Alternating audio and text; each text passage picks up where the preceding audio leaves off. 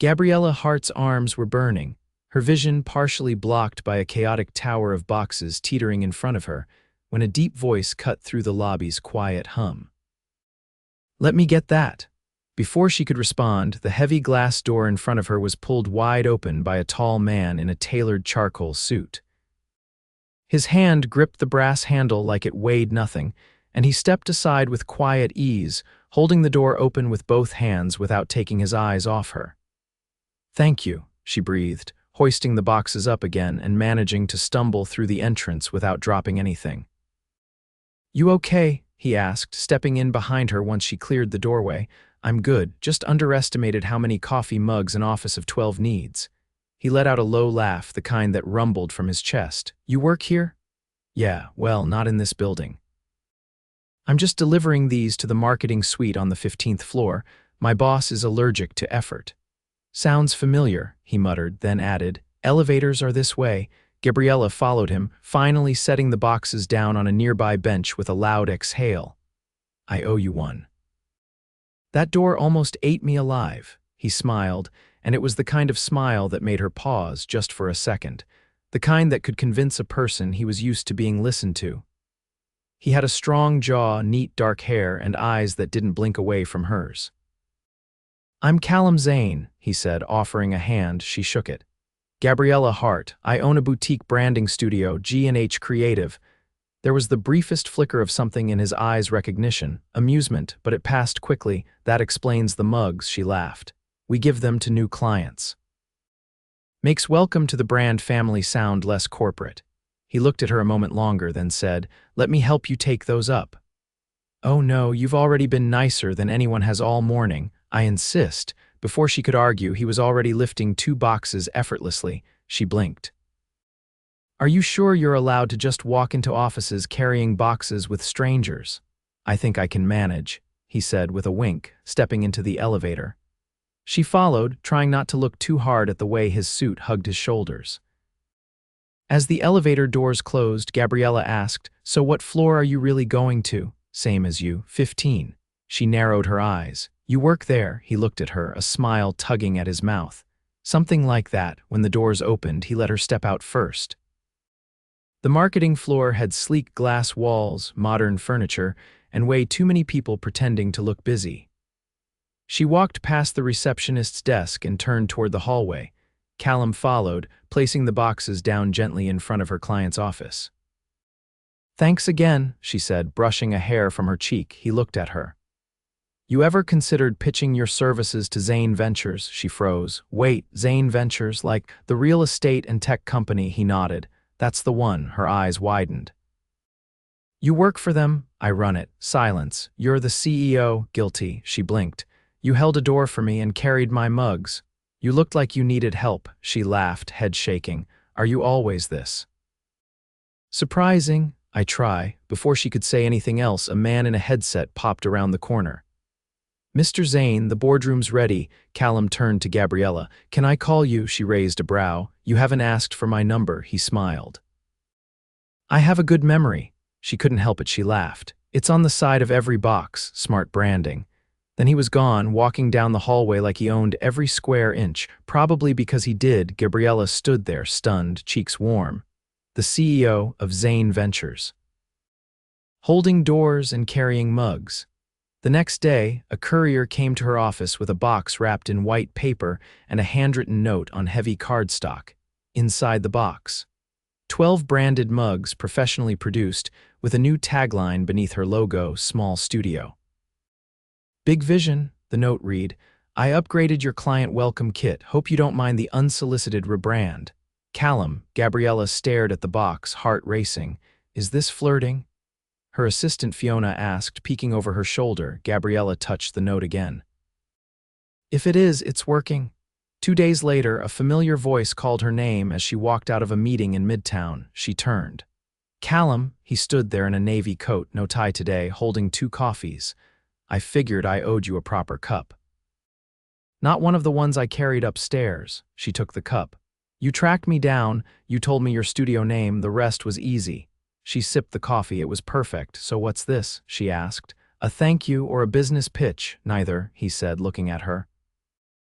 I've just been thinking about you. Gabriella blinked. You have, he nodded. I haven't stopped. She stared at him. You don't even know me. I'm hoping to fix that. She couldn't stop the grin pulling at her lips. Okay then, fix it, he smiled, and just like that, something shifted. Dinner came next.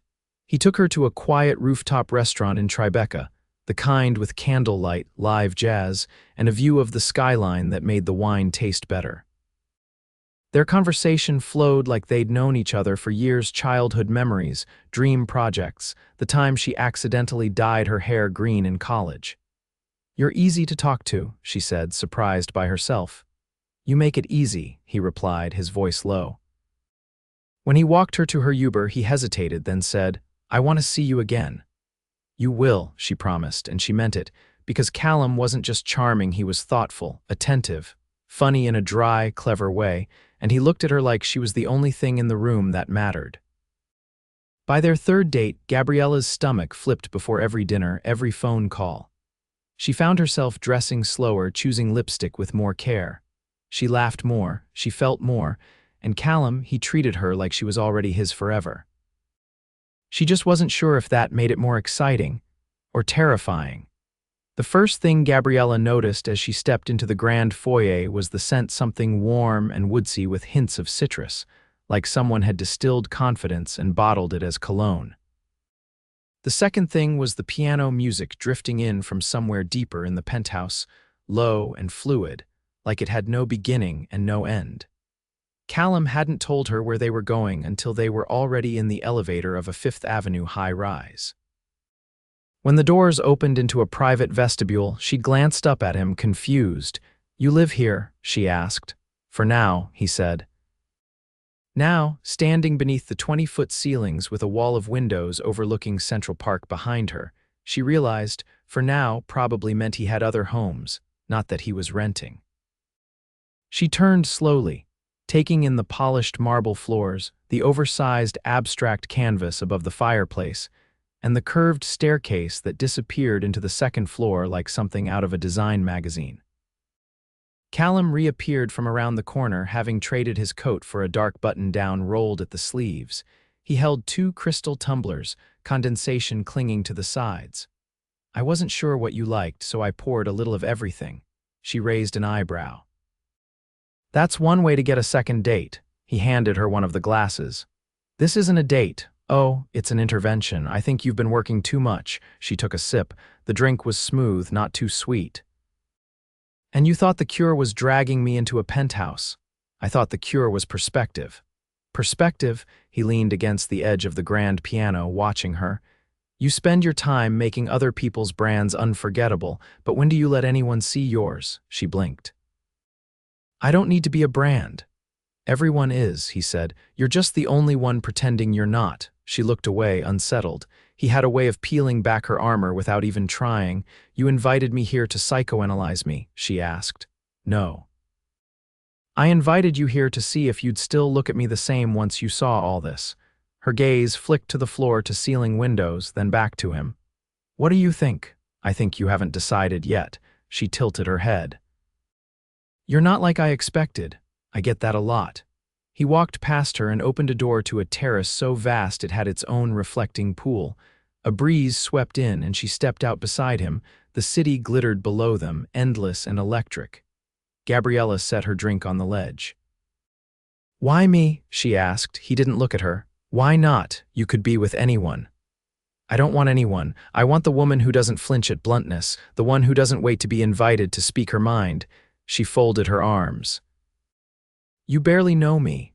Then tell me something I don't know. She hesitated, then said, I used to paint. Oils. I stopped after my mom died. Callum's expression didn't change, but he turned toward her fully. Why?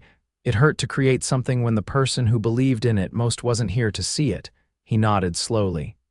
You ever think she'd be furious you stopped? Gabriella gave a short laugh. That sounds like something she would have said. Then maybe you should listen. She looked out at the skyline again. You talk like you know what loss feels like. I do. She turned back to him, waiting. My brother died when I was 19, he said. He was the one who wanted to be the CEO. I just wanted to build furniture. She stared at him. Furniture, he smiled faintly. I was good with my hands, still am. What happened? I inherited something I didn't want, and then I realized I had to become someone who deserved it. Gabriella's throat tightened at that. And do you think you did? I'm still deciding. They stood in silence for a long moment, the wind tugging at her coat, the city humming below them like it didn't care who they were. Finally, he said, "Come with me this weekend." She blinked. "What? I'm flying to Tuscany." "There's a property I'm looking at. It's not a business trip. I just want you there." "That's a lot," he nodded. "It is, but I don't want to waste time pretending this is casual. And if I say no, I'll ask again." She laughed, surprised. "You're persistent." "I'm deliberate." Gabriella bit her lip, weighing the implications. It wasn't just a trip. It was a test, a line, a chance to step into something bigger than either of them. "I'll think about it," she said. He reached for her hand gently, like he knew she could still pull away. "Good," he said. "But just so you know," she looked up, "I've already booked your seat." Next morning, Gabriella stood in her studio, staring at the easel that had been pushed against the corner wall for over a year. A small, unopened box now sat beside it, wrapped in brown paper with a red wax seal, no note, just her name in careful block letters. Inside, she found a set of oil paints, handcrafted, imported, the kind her mother used to save up for, and beneath them a blank canvas, pristine, waiting. Fiona peeked in. "Want me to clear your schedule for the weekend?" Gabriella didn't answer right away. She just stared at the canvas, something stirring in her that had been quiet for too long. "Yes," she said finally. "Clear it." And as she turned back to her desk, her heart beat louder than it had in months. Maybe years. She wasn't falling. She was already gone. The private jet touched down just after dusk, the Tuscan hills glowing honey gold beneath the setting sun. Gabriella hadn't spoken much during the flight, not because she was uncomfortable, but because she still couldn't believe she was there.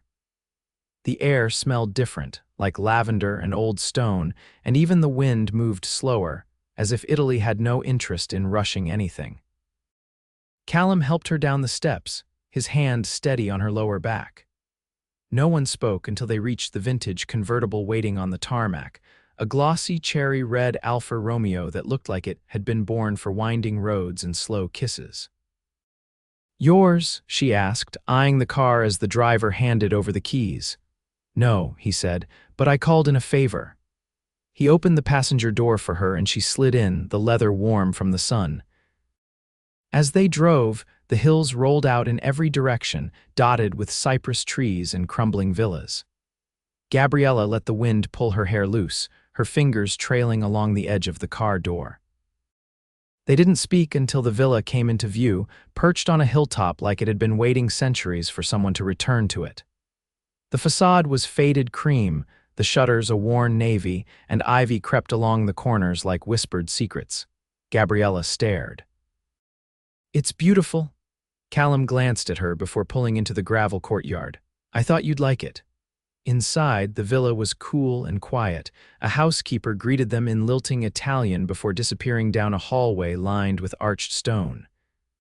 Callum led her through a series of rooms, each one more impossibly cinematic than the last, before stopping in a gallery space that overlooked the vineyards. He turned to her. "I didn't bring you here for the view." Gabriella raised an eyebrow. "No," he gestured to the far wall where a single easel stood beneath a slanted skylight. Her breath caught. New brushes, palettes, and rows of unopened oils sat waiting. A blank canvas leaned against the wall, untouched. "You've been busy," she said softly. "I didn't know if you'd want to paint again, but I thought, if you did, maybe it should be here, where no one's watching." She turned to him, something tight and fragile unfurling in her chest. "Why are you doing this?" Callum didn't look away. "Because I see you. And I want you to see what I see." She stepped closer slowly until they were inches apart. "I don't know what you're trying to prove, that I want you in my world. Not just as someone I care about, but as someone who belongs. Even if I never pick up a brush, even then." She shook her head, overwhelmed. "You don't even hesitate, do you?" "I've learned not to." Gabriella opened her mouth to say something but stopped when he lifted a hand to her cheek, his thumb brushing a spot just below her eye. "You don't have to fall all at once," he said. "Just don't run." She didn't. That night, dinner was served on a terrace lit with floating lanterns and soft laughter from the villa staff below. The wine was deep and earthy, the pasta handmade, and the moon climbed slow behind the trees. After the plates were cleared and the fire pit crackled low, Gabriella leaned back in her chair and asked, "What scares you?" Callum's glass paused halfway to his mouth. "Not much, liar," he smiled faintly. "Losing control then. Trusting someone enough to let them see the parts I don't show anyone else." She studied him. "You don't seem like someone who hides." "I hide it better than most." Gabriella reached for the wine bottle and refilled her glass. "I don't know what this is yet," she said. "Or if I'm ready, you don't have to be, then why do you keep showing up? Because I can see the ending." "And what is that, you choosing me?" The words hit her like a chord struck clean. Later, he walked her to her room but didn't follow her in. Instead, he stood in the doorway, hands in his pockets. "You're not going to kiss me?" she asked, half teasing. "I want to," he said, "but I want you to want it for more than just tonight." She looked at him for a long moment. "You're not what I expected. You say that like it's a bad thing. It's the best kind of trouble." He stepped back, gave a small nod, and disappeared down the hall. Gabriella closed the door, heart thudding loud in the silence. The next morning, she found herself in front of the easel. She hadn't planned to paint, but something about the air, the light, the quiet of being nowhere near who she used to be, it made her fingers itch. She dipped the brush into a deep ochre and made the first stroke. When Callum walked in 2 hours later, he didn't say a word. Just stood behind her, watching. After a moment, she asked, "What would your brother think of all this?" Callum was quiet. "He'd say I'm finally figuring out what matters." "And what's that?" He stepped close enough that she could feel the heat of him behind her. "People who make me feel something." She turned. "I'm terrified," she said. "Good," he replied. "It means it's real." She dropped the brush and kissed him. It wasn't soft or shy, it was wild and consuming, like something they'd both been holding back for too long. He backed her against the wall, hands at her waist, breath hot against her skin. When they finally pulled apart, she whispered, "I think I'm falling." Callum touched his forehead to hers. "Then don't stop." Callum adjusted the cuff of his dress shirt as he stood at the edge of the marble courtyard, the buzz of conversation from the garden party behind him, a low hum. Gabriella was somewhere inside, speaking with a curator from Florence. He'd invited specifically because she'd once mentioned her fascination with Renaissance composition over cappuccino in Milan. That had only been 3 days ago, but he'd already arranged the meeting, the villa, and the small gathering of artists, investors, and designers. Not because he was trying to impress her. That phase had passed. Now he was trying to match her. She stepped outside moments later, her gaze sweeping the terrace until it found him. The golden light catching on her collarbone made something tighten in his chest, a sensation he'd learned not to ignore. She crossed the stone path with steady steps, but he could see the flicker of nerves in her eyes. "I just got offered a gallery trial in Florence," she said, stopping in front of him. He nodded once. "I know. You had something to do with it. I only opened a door." "You're the reason they walked through it." Gabriella didn't say anything for a moment. "Then, you keep doing that." "What? Creating space for me to be something more?" "I'm not creating it," he said. "I'm just clearing out the noise so you can hear yourself." She stared at him, unblinking. "I don't know how to be this version of myself back in New York. You don't have to go back the same way. I can't stay in Tuscany forever, Callum. I'm not asking you to." He took her hand and placed something cool and metal in her palm. She opened her fingers slowly. "A single key, worn and silver." "This isn't a metaphor," he said. "It's the key to the gallery space on the ground floor of my building. It's yours. I pulled the leases and cleared it. No strings, no rent, just walls waiting for your work." Gabriella's breath caught. "You can't just give me that. I'm not giving you anything. I'm making sure the next time you feel like painting, there's nothing in your way."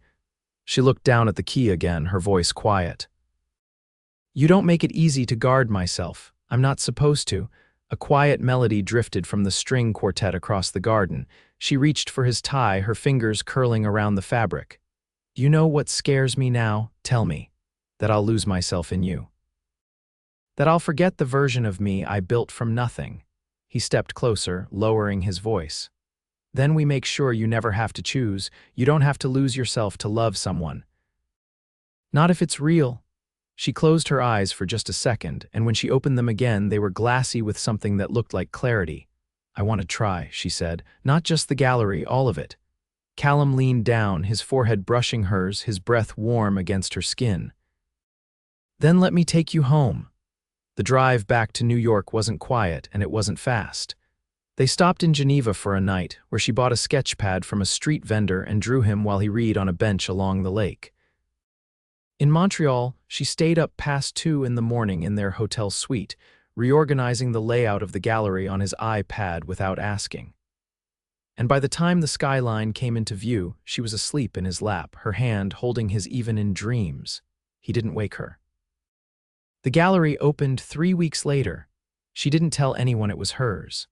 Not the writers who covered the launch, not the collectors who lingered too long in front of her work, not even the woman from the MoMA who left her card with the assistant at the front desk. Gabriella wanted the art to exist separately from the story of how it came to be. And Callum, for once, let something unfold without trying to control every outcome. She still ran her studio, but now from a sunlit space above the gallery. He still ran a billion-dollar empire, but now with one eye always on the calendar, carving out time for the small things she never asked for but always noticed. A vase of fresh peonies on her desk. A handwritten note slipped into her lunch. A photograph he'd taken of her painting when she wasn't looking, printed and framed beside the espresso machine. One evening, months later, Gabriella arrived home to find the rooftop of his penthouse transformed. No guests, no photographers, no music, just a long table covered in white silk, candles flickering low, and him standing at the edge in a dark blazer with his heart in his eyes. She didn't need to ask what it meant. He pulled out her chair and didn't speak until they'd eaten. When the last plate had been cleared and the sky was dark with stars, he stood, walked to her side, and knelt. No speech, no ring box, just the words, "I don't want a love that's perfect. I want the kind that grows, changes, challenges me. I want you. Every version of you. Will you let me be the one you build the rest of your life with?" Gabriella's answer wasn't loud. It didn't need to be. Yes. They married in the garden of the villa in Tuscany, the same one where she'd first picked up a brush again. No press, no guest list longer than 20 names, just her painting hung behind them and the sound of cypress trees whispering in the wind. Callum didn't hold a door that day. He held her hand and didn't let go, not once, not ever. The rain was soft, more of a mist than a storm, clinging to the windows of the gallery the morning Gabriella decided to unveil her new collection. She stood barefoot on the polished floor, her fingers stained with charcoal, eyes scanning the final piece propped against the far wall. It was unlike anything she'd painted before, raw, layered, almost violent in its emotion, but it was honest. And after everything that felt more important than symmetry or style, Callum entered quietly, a navy umbrella folded in one hand. He didn't speak right away, just stepped beside her and studied the canvas in silence. "You didn't sleep," he said. "I couldn't stop working," she replied. "You've never painted like this. I've never been this sure of who I am." He glanced at her, something unreadable flickering in his gaze. "They'll ask questions. Let them." She turned to face him fully, rain casting a silver sheen along her shoulders through the skylight. "I've been thinking," she said, "about what comes next, for the gallery, for us." Callum seemed to brace for something, though he didn't move. "All right. I want to build something together, not just a marriage, a legacy." He tilted his head. "What do you have in mind?" "An artist's residency, a mentorship program, a space in the city where people who have never had a chance can create without limits. No fees, no gatekeeping. You want to fund it. I want us to fund it." Callum's jaw shifted slightly, but his eyes didn't leave hers. "That's a big project. I'm not interested in small anymore." He stepped forward, cupping her face with both hands. "That's not the woman I married." "No," she whispered. She was only the beginning. He kissed her slow and certain, the kind of kiss that wasn't about passion or hunger but promise. When he pulled back, he ran his thumb along the edge of her cheek. "Whatever you want, we build it, from scratch." Later that evening, they hosted a private showing. Not for investors or press, but for the dozen artists Gabriella had quietly selected over the last 2 months, street muralists. Single mothers, immigrant sculptors, and 2 teenagers from the Bronx who'd never stepped foot in a gallery before. Each of them stood under the warm lights, surrounded by her work, their reactions ranging from quiet awe to tearful disbelief. Callum stood at the bar, speaking with a logistics director about converting one of his unused warehouses into a hybrid studio and loft space. Gabriella passed behind him, her hand brushing his back briefly. He didn't turn, but he smiled faintly, and she knew he'd felt it. After the last guest left, she sank onto the velvet couch in the center of the space and kicked off her heels. Callum joined her, holding 2 tumblers of ginger-infused bourbon. She took hers, swirling the amber liquid. "I never thought I'd be this kind of happy," she said. "What kind? The kind that doesn't need to be loud to be real." He took a sip. "You've changed, so have you. Into what?" "The man who doesn't just run empires, he builds sanctuary." They sat in the quiet hum of the gallery, the rain having faded into a soft breeze outside. There were no urgent emails, no press calls, no looming board meetings. Just the sound of her breath syncing with his. "Do you ever miss the chaos?" she asked. "Sometimes, but then I remember this." He leaned forward, pressing a kiss to her shoulder. "And I don't." She turned her head and looked at him, the corners of her eyes creasing slightly. "I'm pregnant." Callum froze, his hand still wrapped around his glass. "It's early," she added quickly. "I haven't told anyone." He set the tumbler down and slowly shifted to face her. "Say it again." "I'm pregnant," he exhaled, something between a laugh and a gasp. "You're serious?" "I am." He reached for her hand and held it to his chest, over his heart. "You just changed everything again. Still want to build something together, more than ever." They didn't sleep until morning. They lay on the couch, tangled in soft blankets, her head on his chest and his fingers tracing the curve of her spine. At sunrise, they walked barefoot through the gallery, pausing in front of the unfinished canvas she hadn't yet titled. "This one," she said. "Let's keep it here, not for sale." "Just for us." "It already belongs to us," Callum said. Spring came early that year. The warehouse was transformed by May, artists moved in by June. And by autumn, Gabriella's belly curved gently beneath her dresses, her hands often resting there as she walked through the studio halls, checking on each workspace with quiet pride. Callum had never looked more at peace.